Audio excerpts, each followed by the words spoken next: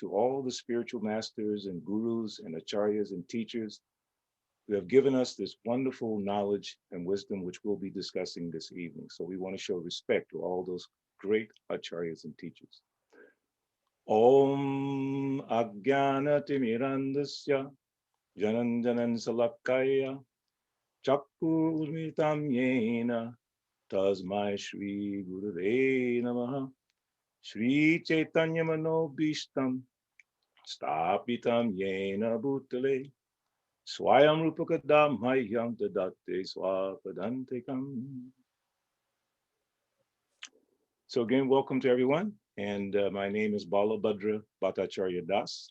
I'm the president of the Vedic Friends Association. We're located here in Atlanta, and we have branches or affiliations all across the country and across the world. And tonight we're very fortunate and very honored to have one of our associates, one of our friends, contributed to our effort, Professor Jeffrey Long. And he's going to be sharing with us some very powerful information. In fact, the topic for this evening, which is about Hinduism, is a very, very or critically important discussion for all of us who are on this path to try and understand. Our series is called Tools for Human Empowerment. So the goal of VFA is to provide information to all of you that you can use on your path, whichever path that might be, in developing your self-realization or spiritual realization. So we're just very fortunate to have personalities like Professor Long to share with us this information. So I'm excited to hear about it. And I was saying to him earlier that I've been practicing this for about almost 48 years in Krishna consciousness. And a lot of times people ask me, are you a Hindu? And and I had a hard time answering that because we practice in our tradition what is called Vaishnavism. But the reality is that it's all part of a great tradition. My spiritual master, His Divine Grace, A.C. Bhaktivedanta Swami Prabhupada, he called it the great Hindu Vedic culture. He recognized that Hindu Vedic culture because they're connected. So what I'm hoping this evening is to hear from Professor Long some details about what is this culture, what is this Hindu culture connected with the Vedic culture, connected with Sanatana Dharma, all those different aspects we're going to be discussing. So I'd like to introduce our two co-hosts. We have Raj Sampat, who is the Director of Education for VFA. And we also have Anjali Nagrani. She is our Assistant Secretary for VFA. So at this time, I'm going to pass it over to Anjali to introduce our guest speaker. Thank you. Thank you, Prabhuji. Dr. Jeffrey D. Long is Professor of Religion and Asian Studies at Elizabethtown College in Pennsylvania, where he has taught since receiving his doctoral degree from the University of Chicago Divinity School in the year 2000. He is the author of 4 books, A Vision for Hinduism, Jainism, an Introduction, The Historical Dictionary of Hinduism, first and second editions, and most recently, Hinduism in America, A Convergence of Worlds. He is the editor of Perspectives on Reincarnation, Hindu, Christian, and Scientific, and the co-editor of the Buddhism and Jainism volumes of the Springer Encyclopedia of Indian Religions. In 2018, Long received the Hindu American Foundation's Dharma Seva Award for his work to promote accurate and sensitive portrayals of Hindu traditions in the American education system and media. He has spoken at Princeton University, Yale University, and the University of Chicago, and given 3 presentations in 2019 at the United Nations. Professor Long, a very, very, very warm welcome to you. Thank you for joining us this evening. Thank you. Thank you so much. Thank you for having me here. I'm grateful to be here. I've had some association with VFA for almost 20 years, so I'm really very happy to be here with all of you. It's like a big family. Thank you. Awesome. So I think I'm going to get started and ask a question, if I may. There is a general perception that Hindus believe in many gods. Could you comment on this notion, and how would you explain it to someone trying to adopt a Hindu way of life? Yes, that's a wonderful question, and it's one that many people find extremely confusing.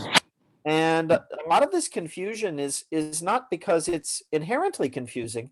It's a kind of a question of translation across traditions, across cultures, and from a civilization that makes one set of assumptions about reality to another civilization. So, if we look at Hindu traditions, the language in which the tradition has tended to think and articulate itself has been Sanskrit. And all of these questions become much clearer when we look at the original Sanskrit terminology. So if we look at this word God, God and gods, right? God, English word that comes from German, it ultimately goes back to Persian, and it refers to one supreme being, overlord of the universe. And then, of course, there's the idea of gods, so many divine beings in the plural. If we look at Hindu traditions, we'll find that the approach to the concept of divinity is quite a bit different than what we tend to find in the Abrahamic religions, which have shaped the English language and the way we tend to conceptualize things in the Western world. So, one of the big, I would say, differences between the Vedic culture and what we find in the West is has to do with the idea of God and gods. So, if you look at the Abrahamic traditions, if you go back to the original, to the Jewish tradition, um, the very first commandment in the famous Ten Commandments is you shall have no other gods, right? No other gods before you. And of course, the Jewish tradition grew up in a region where, well, in fact, this was true around most of the world for most of history, where people had many, many different deities. So this sort of made this a very singular tradition that stood out from all the others. And this was passed on then to Christianity and to Islam as a major prohibition. You shouldn't have many gods, and also you shouldn't have representations, right? Like the beautiful representations behind Balabhadra Dasa right now, all right? The not allowed according to a strict interpretation of those traditions. And so then you try to translate the Hindu concepts to that culture, and it does create a lot of confusion. So what do Mm, we have in the Hindu tradition? So in the Hindu tradition, there's several terms I want to elaborate on a little bit. There's Brahman, there's Ishvara or Bhagavan, which are not identical, but they tend to refer to the same reality. And then there's Deva or Devata. So these are actually very distinct concepts in Hindu traditions. So Brahman is a word you sometimes see translated as God. In my own tradition, in the Ramakrishna tradition, the Swamis will often, in writing or speaking about Brahman, will sort of use the word Brahman and God, use those almost, interchangeably. But Brahman is a bit different from most Western conceptions of God. Brahman is uh, the fundamental nature of existence. Right? It is Satchit Ananda, infinite being, consciousness, and bliss. And notice I said it, right? I didn't say he or she, right? The Brahman is conceived, at least in many Hindu traditions, in an impersonal way, as a kind of a ground of being or the spiritual nature of existence itself. And then you have Ishvara or Bhagavan, which is a term used for not being itself, but the supreme being.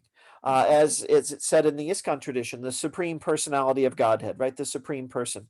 So the supreme embodiment of all that Brahman is, all of the good qualities, everything that Brahman is as an ideal are embodied and present in this actual entity, actual being of Ishvara or Bhagavan.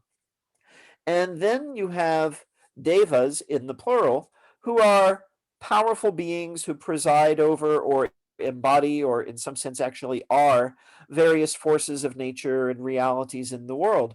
And so there are Hindu traditions and Hindu practices that are oriented toward the devas.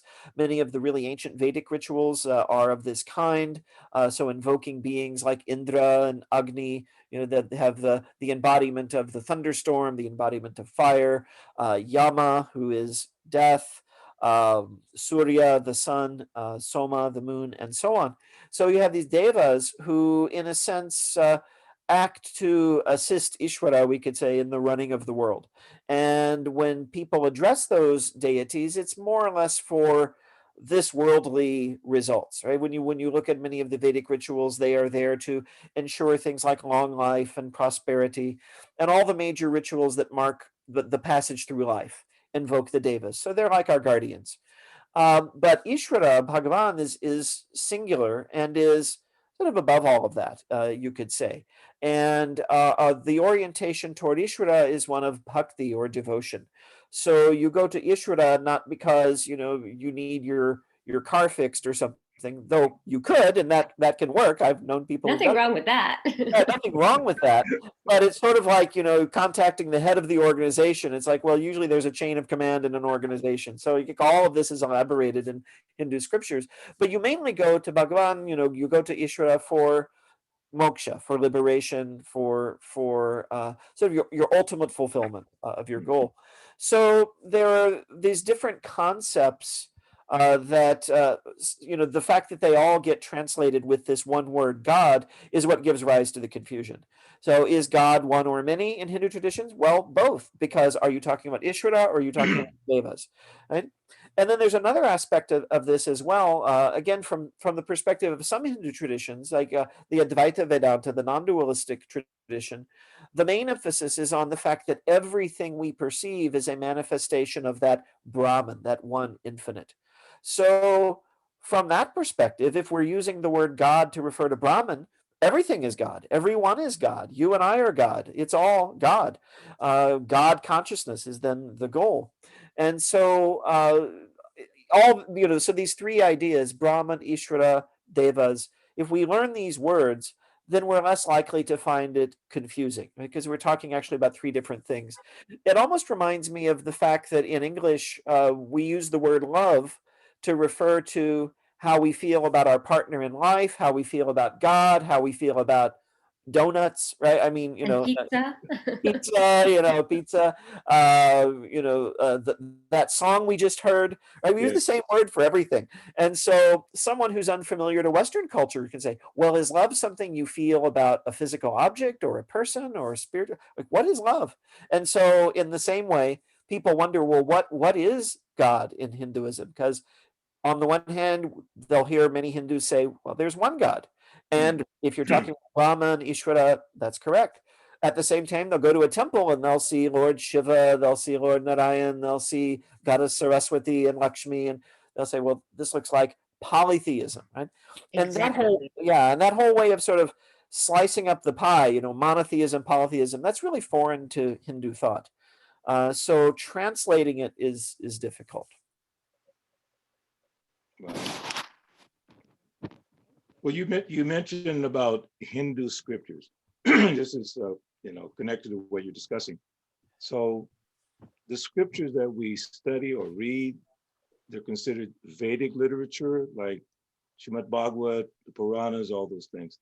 So can you describe a little bit about the history of Hinduism connected to the Vedic culture? Because are the scriptures actually Hindu scriptures or Vedic scriptures that are used by practitioners of Hinduism? Okay, that's a very good set of questions. So the oldest, well, I'll start with one basic category difference. Within Hindu scripture, there is a division between what is called Shruti, that is that which was heard. It is the closest concept to that in a Western sort of term would be divine revelation, right? The word of God, right? This is how it is, right?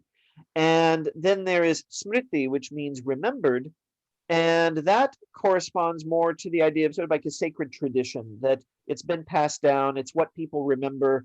It is authoritative, but its authority is a little more bounded. So there are smritis that were made for their particular time period in history and for a particular group of people, but they may not be relevant to other groups of people. Whereas the Shruti is universal, it's eternal, it is basically the foundation of everything. And so the Shruti refers most often to the original writings that we call the Vedas. Yeah. So there are four Vedas: Rig Veda, Yajurveda, Samaveda, and Atharva Veda. They were composed very, very long ago, so long ago that there's a lot of debate about how long ago. And from the Hindu perspective and from the Vedic perspective, and I'm going to use those terms almost interchangeably, Yeah. but I'll explain the difference in a little while. But from a Vedic or Hindu perspective, they really have no age. They're said to be aparushaya, that is not man-made. Yeah. They are the in the Upanishads, it said that they are the breath of the eternal, right? They are the divine essence distilled into words and verses. And so the rishis, the sages, the seers, many, many eons ago, perceived these things and turned them into these texts. They were handed down by word of mouth for many centuries. They still are, in fact, today in the traditional schools, the gurukulams, they still hand it down by word of mouth. But it has since been also written down and then translated into many languages. You can read them on the internet now, right? They're widely available. But they are nevertheless very hard to understand for someone who's unfamiliar necessarily with them or with the larger culture and the context in which they exist. And this difficulty of understanding the original Vedas uh, actually is not just a modern thing. It arose many centuries ago in India itself. And the need was seen to elaborate upon and further explain the Vedas and translate them into the terms of whatever time period it was. So even within the Shruti itself, you have a division where they're the original text, what we call the Sanhitas, the hymns, and then a little later than those were composed another set of texts called the Brahmanas. The Brahmanas explain the Sanhitas through stories and illustrations, question and answer.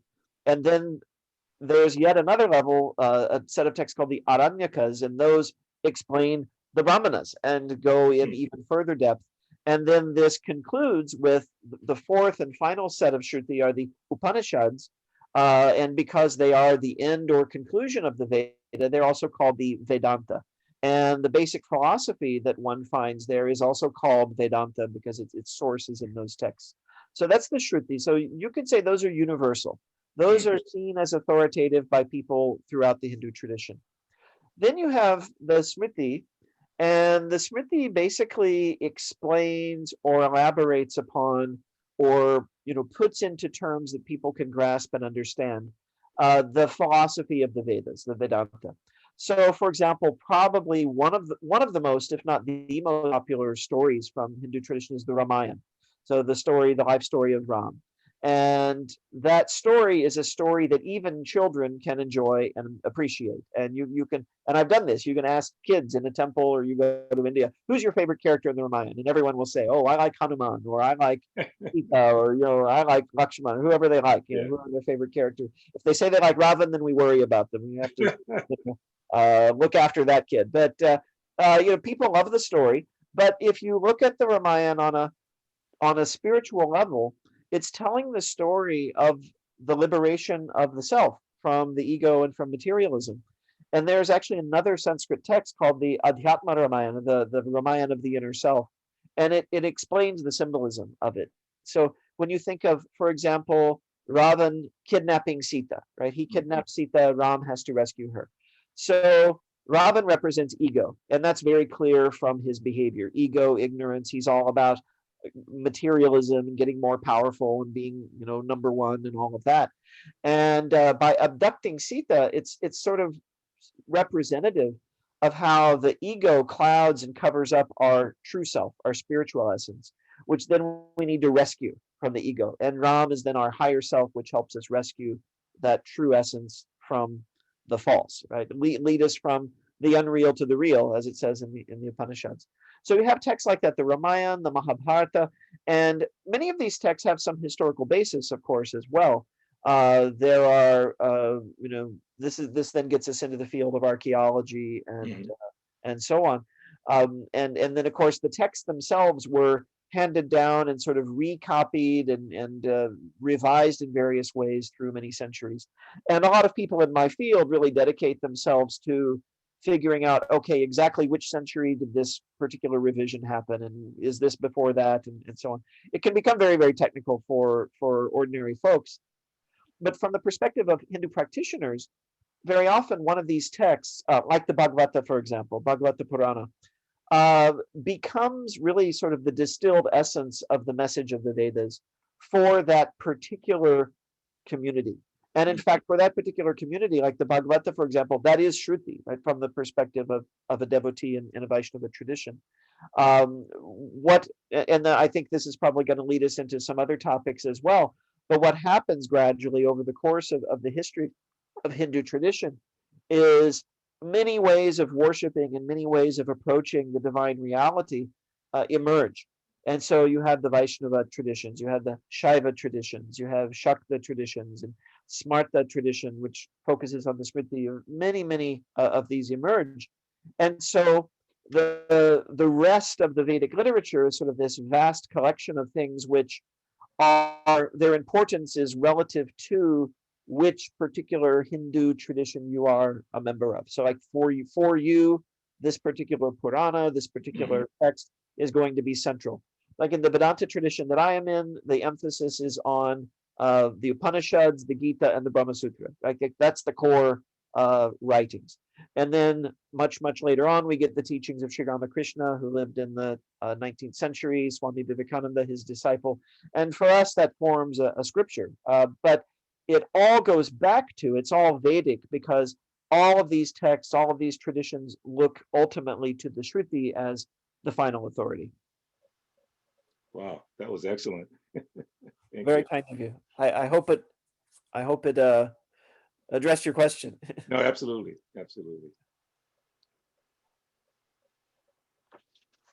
Raj, I think Raj has a question. Yeah, Professor Long, I had a unique opportunity growing up. My parents came from India to America, and I was born here.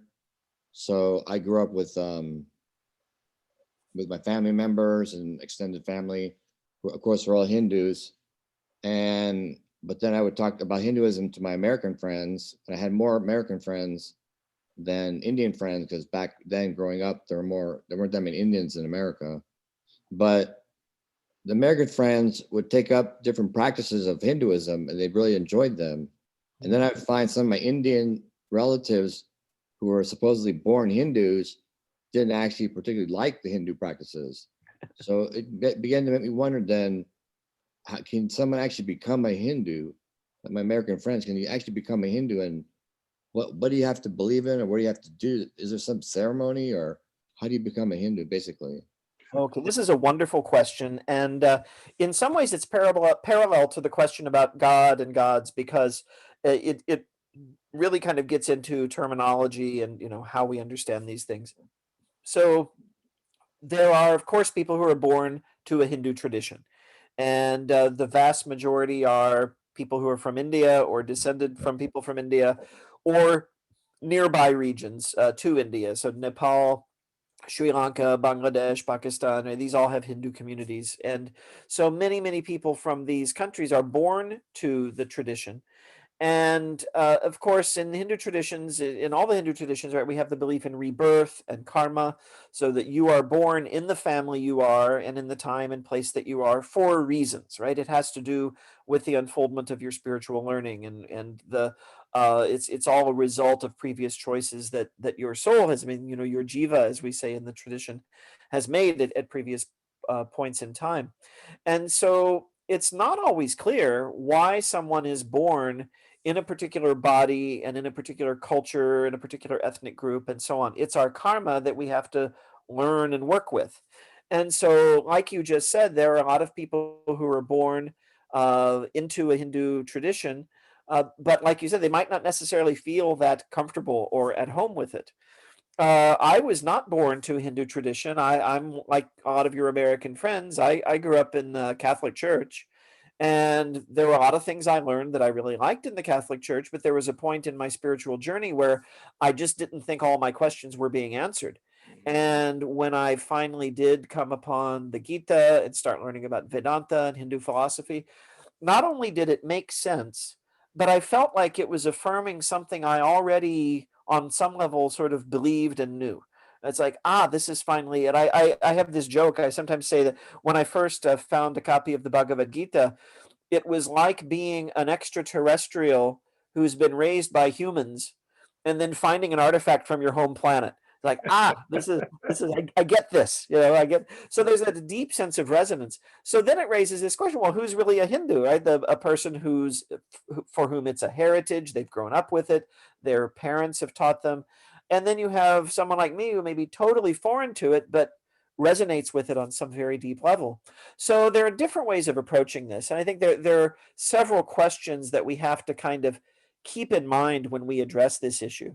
So, one of them is that if we look at the level, now I'm not talking about spirituality or philosophy, but just on the level of history and culture, India has suffered from so much colonization and domination by various foreign powers through the centuries.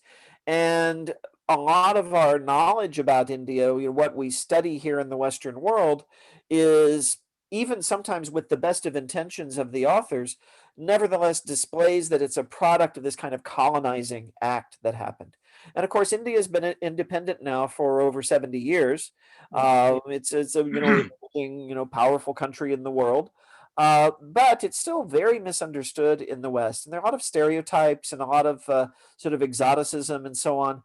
So one thing I think that those of us who are not born to it need to be mindful of is to be very, very, very sensitive and tread with care when we're sort of venturing into these traditions, because we don't want to uh, even accidentally show disrespect, and we certainly don't want to come across with sort of a superior or condescending attitude, and that can happen again even unintentionally when people from the outside of something want to come into it. And there are, I mean, I haven't met very many people who think this way, but I've read pieces by people who think this way. But there are Hindus who believe that, non-Indians have no business with this, and that this is our tradition.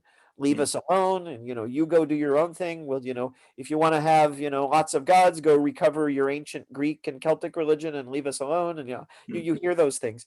I would have to say, though, that the overwhelming majority of Hindus whom I have met, so this is my personal experience, it's not statistically valid or anything, but easily 99 point something percent of Hindus whom I have met say, if you believe in what Hinduism teaches, if you follow the Vedas, if you follow the way of life, you're a Hindu. Fine, right? And I've even met many Hindus who will say that you're a Hindu even if you don't know you are, because there's the idea that all paths ultimately lead to the infinite. If you look at the 11th verse of the 4th chapter of the Gita, where Lord Krishna says, whatever whatever paths people take, I receive them. All paths ultimately lead to me. Everyone will eventually reach the ultimate goal. So, and this is also a reason for this wonderful sort of laid back attitude that many Hindus have of, we don't need to convert anyone, right? We don't need to force our practices on anyone, because well, what you're doing is okay for you, right? That's your karma. You were born to that. Do your thing, and we'll do our thing, and we'll all, reach the goal eventually. But you do have people again like myself who are very drawn to this, and I think, I don't know if I'm typical, but I went through a phase of probably lasted about 12 years, from about the time I was 12 years old till about the time I was 24. So that's sort of that adolescent phase of my life where I was kind of trying to inhabit both traditions at the same time. I was supplementing the Catholic faith I grew up with meditation and a belief in rebirth and karma, and incorporating all the different names of different deities into my prayers, and I was kind of moving in a Hindu direction. What I found eventually, though, was that, and I think especially because I wanted to be a theologian and a philosopher and someone who publicly talks about these things, I found that my beliefs and what the church was teaching were clashing so much that I couldn't really have a peaceful life if I kept trying to live within that structure. So I just kind of I didn't sort of leave the church; it just kind of gradually slipped away. And I found Hindu practices and communities that were open to my being there and very inviting and welcoming. So I joined. And then the question is, well, does that make you a Hindu? And now this is less the case than it used to be. But when I was studying religions in graduate school, there was still a very widespread view that it is impossible to become Hindu, right? That you have to be born to it. And if you believe all of it and you practice it, but you aren't able to identify with it, it's kind of an odd feeling. But again, you want to be respectful. You don't want to be a neo-colonialist or anything. So you just kind of live within that. But then I met people who said, "Yeah, sure, you can be Hindu." And so Really, to kind of actually answer your question, it almost depends on the person or on the particular sampradaya or Hindu tradition that you're talking about. So there are Hindu traditions that are really sort of seem to be reserved for people born in the tradition. But for the most part, you have Hindu traditions where you can take diksha, you can take initiation, and you can join that tradition, and you're fully part of it. Now, there's an ambiguity, I think, in people's minds about whether or not that makes you Hindu, because again, and this also has to do with the history of the word Hindu. One of the meanings of Hindu is it refers to geography. It refers to India. It connects back to the Sindhu River, and so uh, the word Hindu is often used to refer to a member of an ethnic group, right? To refer to someone who is from India or that broader region. And so, if you're a practitioner in what we would call a Vedic or Hindu sampradaya, but you're not of that ethnic group, you might say, well, I'm not Hindu, but I'm a disciple of His Divine Grace, A.C. Bhaktivedanta Swami Prabhupada, or I'm a disciple of Sri Ramakrishna, or I'm a disciple of Paramahansa Yogananda. And in fact, I know people in my own tradition in the Vedanta Society who are devotees of Sri Ramakrishna, but if you ask them their religion, they'll tell you whatever they grew up with. So I know Presbyterian Vedantins, I know Jewish Vedantins, Catholic Vedantins, and not all of them had that kind of crisis like I did, where I felt like I didn't fit in. So like they still go to their church and things sometimes, but they also have this practice.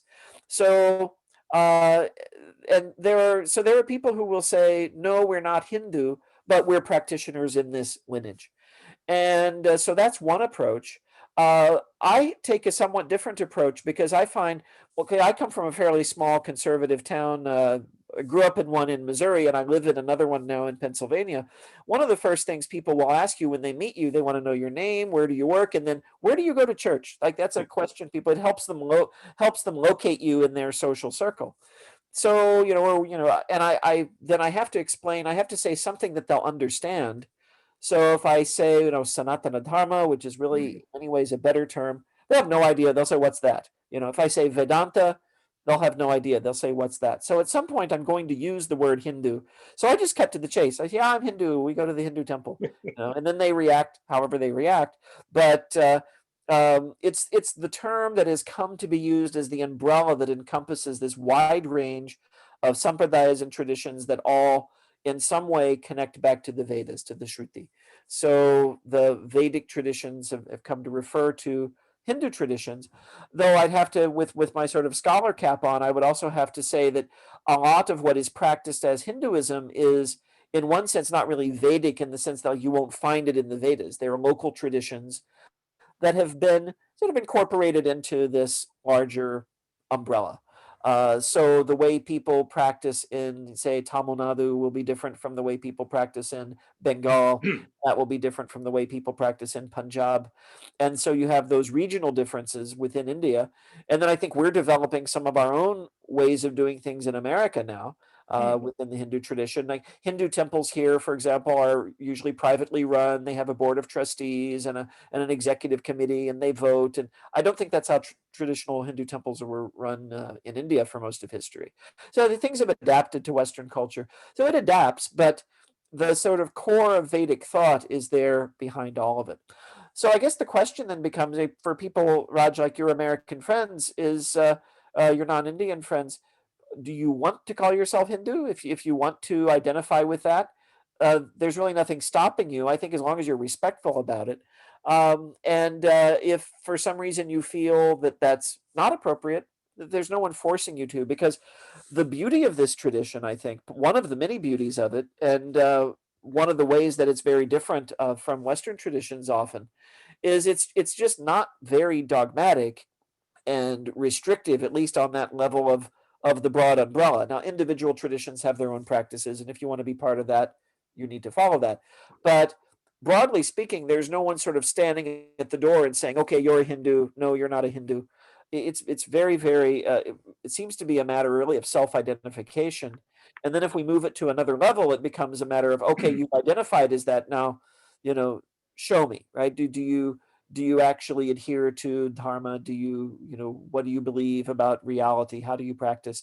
And then that shows that the level to which someone has taken on a Hindu practice. And then for people who grow up in it, like you say, it's as varied as can be, from the most devout person, the person who's absolutely dedicated their whole being to this path, and people who grow up and they get it from their parents, but they don't really care about it. You know, they're like, yeah, I'm Hindu, whatever, and everything in between. So, and that's true of all traditions, actually. I saw that growing up in the Catholic Church too. You have ethnic Catholics and you have devout Catholics. Same with Judaism and other traditions. That makes a lot of sense. I like how you said that Hinduism is more laid back, that, you know, there's many ways to come to me. You quoted the Bhagavad Gita verse. And so as long as you follow something along these lines, then you're a Hindu. So Right. Right. Yeah, I've had people tell me, you know, if you think you're a Hindu, you are. That's the most common thing that I've heard. okay. And so and it like and it's a term that people here in the Western world know. And then they have all kinds of questions, you know. So, oh, you're, you know, so, you know, what are you allowed to eat? And you know, are you part of the caste system? That's always, everyone's fascinated with that concept, which is very poorly understood. And you know, but then you get all the questions. Do you have lots of gods or one God, right? Back to that question. And then you can, building on that, you can have a real conversation about, well, this is what I really do, what I really believe. And I think another important thing always to remember is that what any one Hindu does and believes is not going to be true for all Hindus. Right. Right? And that diversity is built into the tradition already, okay? Because we have Vaishnavas, we have Shaivas, Shaktas, and so on. And even within each of those, there are different teaching lineages, sampradayas. Swami Vivekananda, in my tradition, would sometimes give radically different advice to different disciples depending on their particular aptitudes and where they were in their spiritual journey.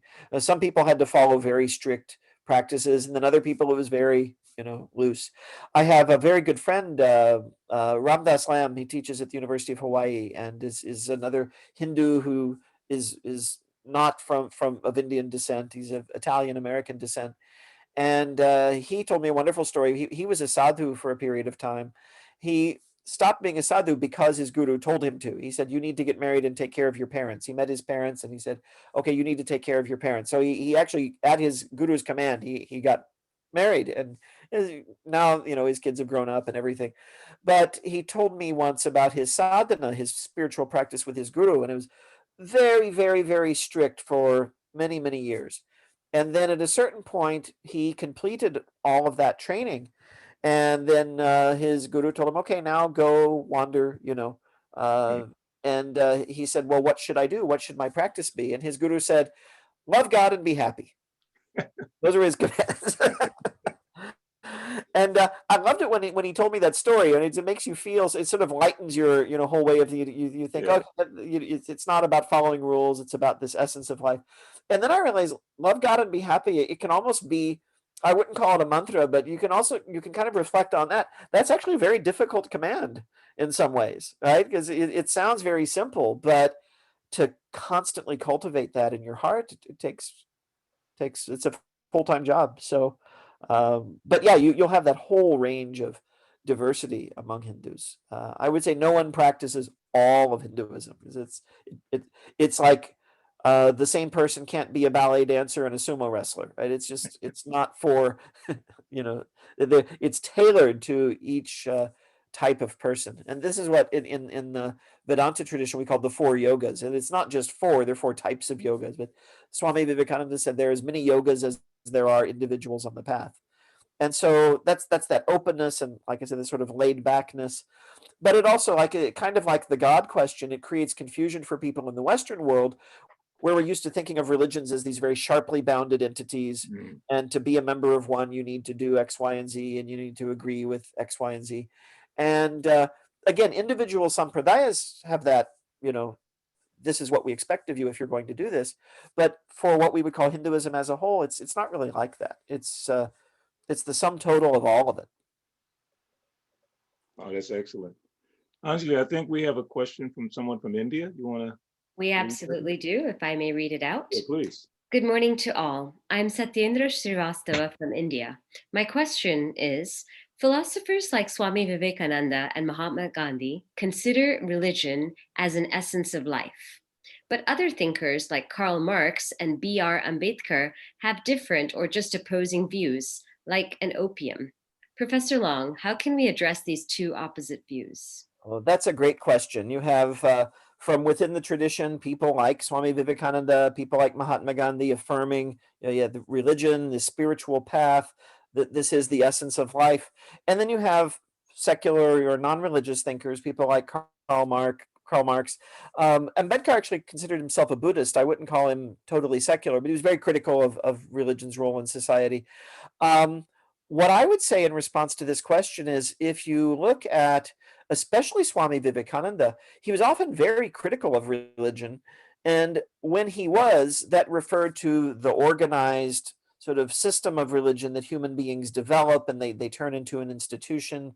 I think we can actually reconcile these two views of religion very nicely because if you really are trying to live the essence of the path, you're going to be living in a certain way, and that's going to manifest in your life, how you treat others, how you operate in society. And if you are behaving oppressively to other people, if you are being, rude to people based on their ethnicity or their religion or their language or their difference from you, basically, if you act like Ravan in the Ramayana, then even if you claim to be religious, that is a misuse of religion. That's not really religion. That is an abuse of religion. Now, it happens so frequently that many people have given up on religion, or they don't want to use the word. Right there's this phrase "spiritual but not religious" is very popular now. It's like I want to follow that essence, but not have all the baggage.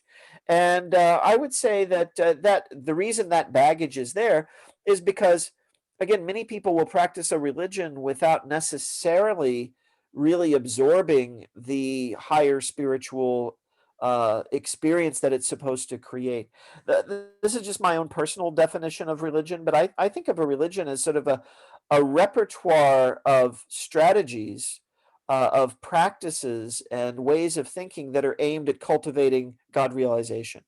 And what happens though is, as we were saying with regard to the previous question, there are people who will pick up a religious identity. They were born to it, or they find some advantage in identifying with this particular tradition, and they may be as materialistic and as immature spiritually as anyone. And such people can even rise to positions of authority and power in a religious tradition. I mean, if you look at the history of Christianity, and I'm not picking on Christianity, it's just an example I know well.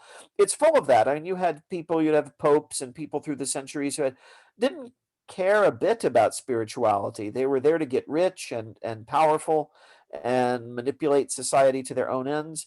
And so that gives rise to people like Karl Marx who say, oh, well, this religion thing's all garbage, right? It's a way of manipulating the masses and getting them to do what you want. As someone who is steeped in spiritual life, the reply to Marx, I think, is to say, "Oh, you're right about that manifestation of religion, but rather than let's say get rid of religion, let's use religion properly." And it would be like if you have some very useful item in your household, and you fall over it and break your leg, you might blame that item and throw it away, but then you end up breaking your leg on something else.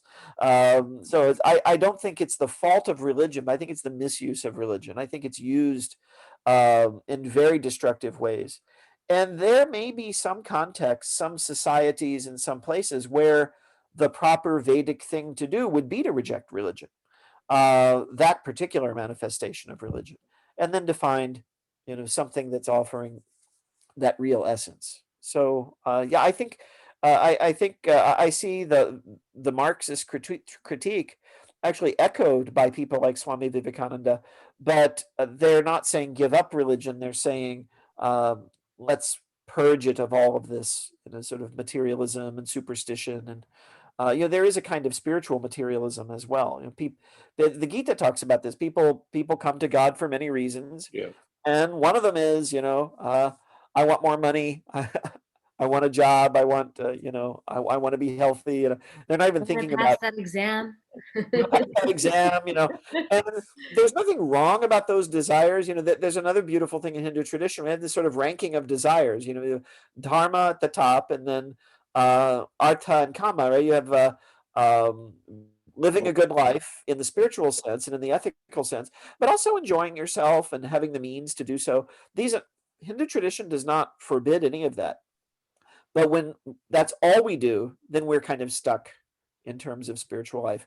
And then if we're stuck at that level and then we use religion to cover it up and to justify it, then I think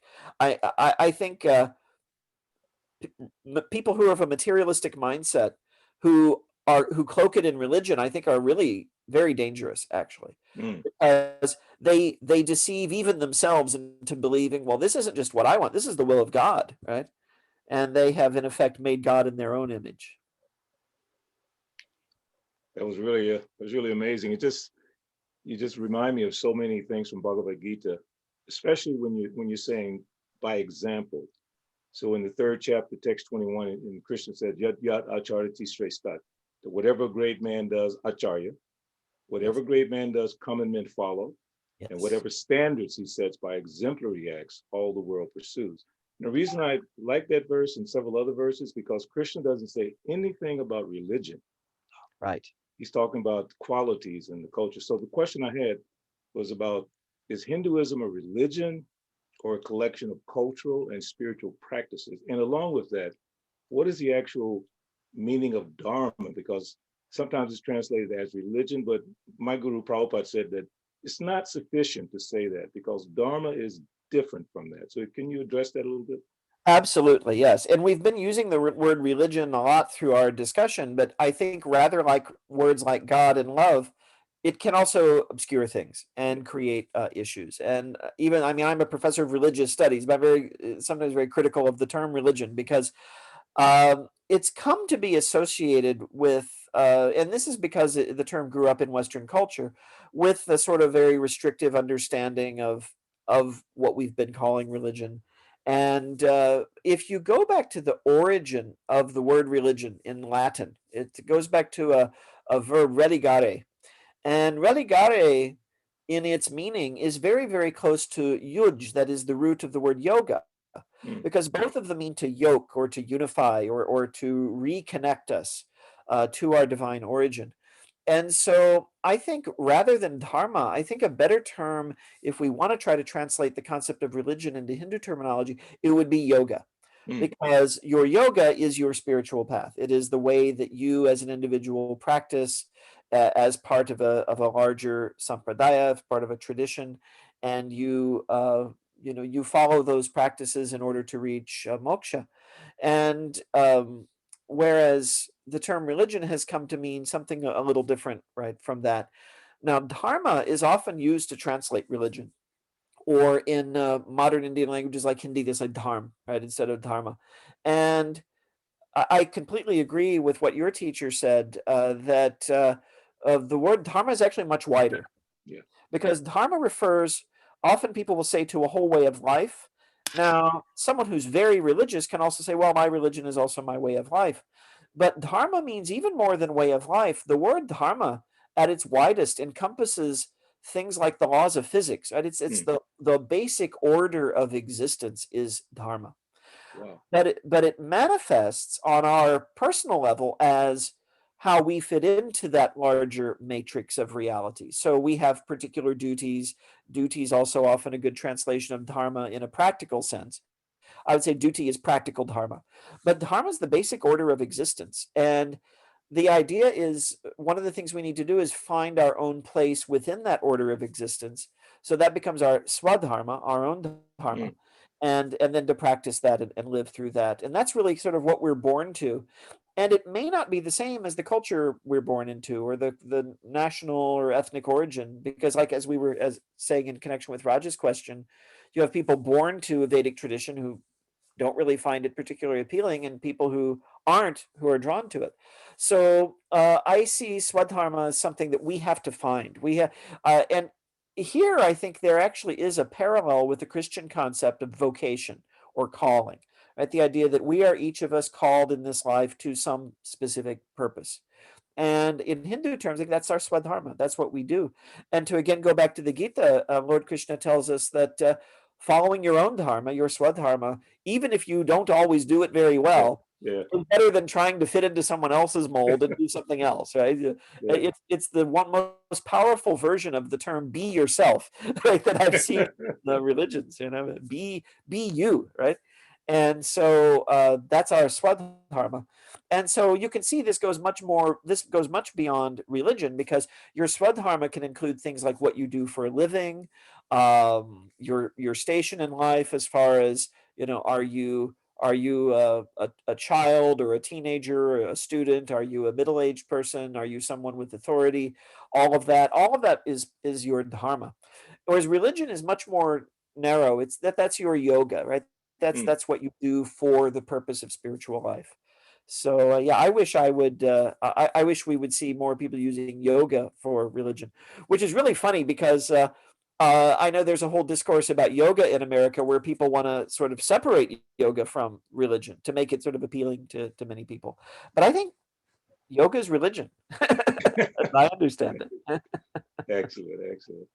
So we Anji, have do we have any more questions? we do have one more Go question ahead. Go from ahead. her name is Lillian. Not only is Dr. Long a practicing Hindu, but he's also a wonderful professor of Vedic traditions. I can say that as a forever student of his. I was wondering what were his perspectives on the challenges and benefits of teaching these traditions in an academic setting, and if he feels a higher calling through teaching. That's a wonderful question. Wonderful, and I have to inform everyone that I did not plant Lily there. I had no idea she was planning to attend today, but I'm very grateful to her for her very kind words. And in terms of the question, I see teaching in the academic setting as part of my swadharma. I have felt called to be a professor. It's funny, ever since I was a small child, and people even teased me as I was growing up. You sound like a professor, because I would learn all about something, and then I would want to hold forth about it and talk about it. And I remember very early on in life, I didn't. It didn't require any effort. It just happened spontaneously because I loved studying this particular thing so much. But I learned the names of all the different species of dinosaurs. But then I had to get up and explain them to everyone. And this is a brontosaurus and this is a tyrannosaurus. It's been my instinct all through my life, and I love to write and I love to teach, and I feel that when it's going well, when what I'm trying to say is flowing very smoothly, or what I'm trying to write is coming out very smoothly, I feel that I'm not doing that, right? The ego has stepped aside Hmm. and sort of let something higher flow through. And then when I'm done, the ego comes back and says, "Okay, how was that? How did I do?" I think now the academic setting is the really interesting part of Lily's question, and there's a lot of discourse around right now, especially in social media, about sort of what almost seems to be a clash between the academic study of Vedic traditions and Hindu traditions and the practice of them. And I live in both of those worlds, and in fact, quite a few of us do. And for me, they're complementary, because if you're a scholar or if you are a spiritual practitioner, your goal is truth, right? Your aim is truth. Your aim is authenticity. Your aim is to correctly represent what you see, what you experience, what you have discovered through analysis and logical deduction. And so I don't really see them as conflicting. The reason I think a lot of the conflict, I mean, you could write a whole book about why this conflict is there, but because we have people in the Western world today, and really all over the world, who come from so many different traditions, in order just to present information to a mixed group, you have to do it in a way that's very neutral, right? If I come out in front of my classroom and say to everyone, "Namaste, Jai Shri Krishna," I'm going to say a prayer from the Upanishads now. People would find it very strange. If I'm talking at a Vedanta society or in a Hmm. temple, that's perfectly appropriate, and I can express myself there, right, in that setting. But in a public setting, you have to, not offend anyone's sensibility. And I think this isn't just about offending sensibilities or what's sometimes called political correctness.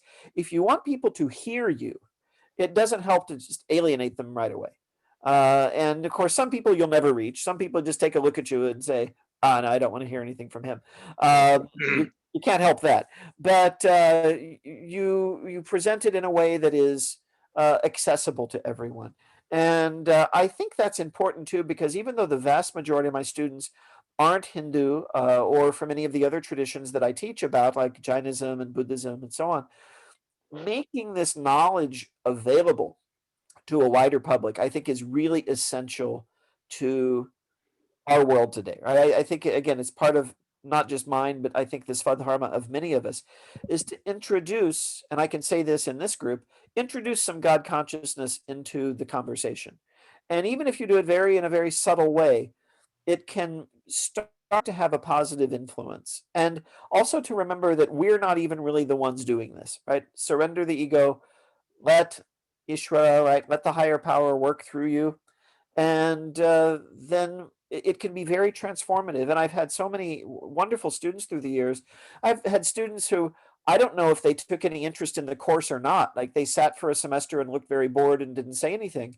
But days or weeks or months or even years later, I'll hear from them and this all changed my life, learning about all of this. And I have students who went on and became yoga instructors, or students who went on to study Sanskrit, and students who've done something with it. But then even the students who've gone into other fields, we have a big occupational therapy program at my college, and a lot of the students there will say, this information is going to help me when I have patients and clients who are from different religious traditions, and it helps them connect. It helps that person feel more comfortable. So I've had several students tell me that. I had a student who was actually a Christian chaplain, and but she was helping people who were in the process of dying, and one of her patients was a Hindu man, and so there was nothing in the hospital, nothing in his room or anything that was connected with Hindu tradition. But she knew from his name, right? She knew from her studies with me that he was of Hindu background, and she said, "Would you like me to bring the Bhagavad Gita here for you?" He was so happy, and he cried. And he said, "Yo, that would be." And then he says, "How do you know about the Bhagavad Gita?" And then she talked about the class she had taken and so on. So all these sort of little, you think of them almost as seeds that we're sort of sending out when we share this knowledge with people, really have wonderful effects. I had another student who, after college, he was an engineering major, and he went to work for a very technical firm, and he said all his colleagues were Indian at this particular firm. And so one of them had a little murti, little image of Ganesha on his desk, and my student just said, "Oh, that's Ganesha." Oh, they all became his best friend immediately. "Oh, you know Ganesha? How do you know Ganesha?" So it's a really nice way of drawing people together and making these connections. So that's how I feel about the academic study and teaching of these traditions. You're sending out these waves of knowledge, or something is doing that through you. Excellent. Anjali, I think there's another question there. Do we have time? You're on mute. I'm so sorry. This is more of a comment than a question. It's from Visharad in Fiji. From my experience as a Hindu in Fiji, Hinduism seems to be more Hi, closed sorry. Oh, as opposed. Are you there? oh yeah, sorry. I was on mute, default mute. That's okay. Okay, you can go ahead. You can read out my comment. Yeah. Happy to. From my experience as a Hindu in Fiji, Hinduism seems to be closed as opposed to the proselytizing nature of Christianity, thus promoting lesser understanding of Hinduism towards non-Hindus. Yeah, I can comment on that. I'll be happy to. I think because this is a non-proselytizing tradition, there's more of a tendency, I see this in a lot of Hindus, to just kind of practice and mind their own business. Mhm. And it's not a proselytizing tradition, which I think is a wonderful thing. On the other hand, the kind of accidental negative effect of that can be that non-Hindus don't know anything about it, and they fill in that void with stereotypes and all kinds of incorrect information. So I don't think we want to turn to proselytizing, but we might need to turn to what in the West we call public relations, right? To sort of say, well, this is what we do, and this is what it's about, and we're not trying to force it on anyone, but this is what we believe and practice. And so there is I think there's work to do in that regard. And in the ideal world, everyone could just practice their practice and not interfere with each other. On the other hand, I'd say while the proselytizing that you find in Christianity, I personally find very problematic, it's also though often accompanied by a lot of outreach. You know, it's often Christians who'll do charitable work and try to help people, help the poor, and so on. And I think we have that too. We have seva, right? We have karma yoga, and that's something that we also need to engage in, and of course many people do, I think, and have done a great deal in that regard. But uh, because of the sort of, I guess you could say, extroverted nature of Christianity, like the whole world knows about Christianity, right? I have a lot of Hindu friends who've told me Merry Christmas in the last few days and so on. I don't have that many Christian friends who've told me Happy Diwali, though a few, but that's not going to be the majority. So yeah, I think just sort of educating people about the tradition is something that we need to do. And I think very often Hindus don't feel the need to do it because, again, there's no imperative to go and proselytize. So it's like, well, why do we need to do that? But to avoid being the victim of stereotypes and misunderstandings. And I know one group I've had some involvement with over the years, the Hindu American Foundation. They're very much about sort of this kind of activism.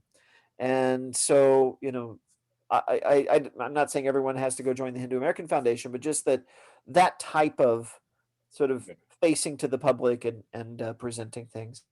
And I guess this kind of connects with Lily's question. This is one reason I do what I do, right? It's just you could say making the world safe for Dharma. Thanks, because I mean in Fiji, I think that's the problem we have in terms of our ethnic relations and history, going back decades, and the conflicts, because we don't have this sort of, I would say, outreach rather than trying to convert, and I think that's where the problem lies. Because even we have on the national television where there's a interfaith program, Muslims and Christians are represented, even a Sikh is represented, but a Hindu is not represented for some reason. Right. And it goes to demonstrate what you said, that they are just basically confined to themselves and their worship, etc. And they don't feel the reason to go on such programs to promote the misunderstandings. I mean, to lessen the misunderstanding related to Hinduism. I mean, we do, some major Hindu organizations do outreach programs, etc. I mean, in terms of seva, but on the other hand, they don't receive. I don't think they don't receive questions. What is your religion is about, and what does it teach, etc., etc. ISKCON is doing it, and to some extent, maybe Arya Samaj. But in general, I'm quite dismayed into how to tackle this as an individual in Fiji. Yeah? Right, right. Well, maybe that's your swadharma too, to encourage people to start doing this and to do some of that. And like you said, there are very good organizations. There is the Arya Samaj, there's ISKCON, there's Arshavidya Gurukulam that we have here in Pennsylvania. I'm part of the Vedanta Society. But yes, I think if you could categorize traditions as almost like people, you could say Christianity is very extroverted. The Hindu traditions were much more introverted, right? The Christians all want to come and hug you, right? And Hindus, you always say namaste, and stand in the corner and say namaste. And I much prefer that. But yeah, we need to Better for talk. COVID. Yeah, we need to talk about who we are and what we're about. Thank you so much. Anjali? You're still on mute. I remembered this time. Professor Long, I just wanted to say thank you on behalf of everyone. I can't believe we're already at time. It's been a very, very, very riveting conversation. I think we've all learned something. I really like the way you said Hinduism is as diverse as it comes, and it has a bit of laid backness to it, because it truly is. I don't think there is any one thing that brings us all together, except the fact that we want to just live, believe in God, and be happy. I think that pretty much sums it all up. Okay, So, thank you so much. I really am grateful for this opportunity to connect with everyone, and I've thoroughly enjoyed. This is a real satsang. It was a wonderful conversation. Absolutely. And we look forward to having you again to join us again for another program in the future. Yeah, we should give him a chance to present the book that he has Oh, written. absolutely. Oh, yeah, that's right. Yeah, Hinduism in America. I've got my, let's see. I don't know if it's visible here or not.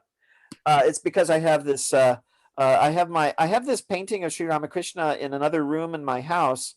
And I like it so much that I took a picture of it and used it as my virtual background. But I'm actually in a different room right now. So Okay, now we here's can what's see it. really there.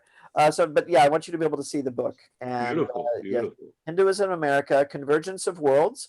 The convergence of worlds refers to the Hindu traditions of people coming from India to the US, and also of people from the US, not from India, who are drawn to them, and how these have come together increasingly through time. And so you have a sort of melding of two worlds when you're talking about Hinduism in America. Yeah, And I'm definitely interested in reading the book, so I'm gonna get a hold of it. thank you so much.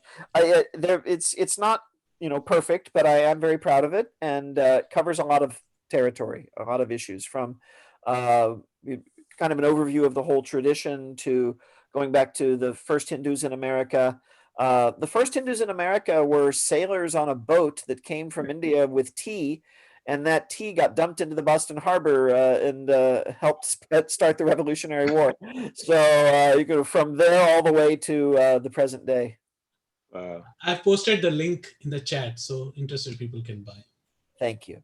So on behalf of VFA, Professor Long or Jeffrey or Vivekananda, Yes. we just really want to thank you. It's been so enlightening and so educational. It's right in what we're trying to do, provide valuable information to our audience. And you did a wonderful job. Thank you so much. And Very we'll kind of you. connect some more, Absolutely. And it'd be great to all get together after the pandemic and have some prasad together. Yes.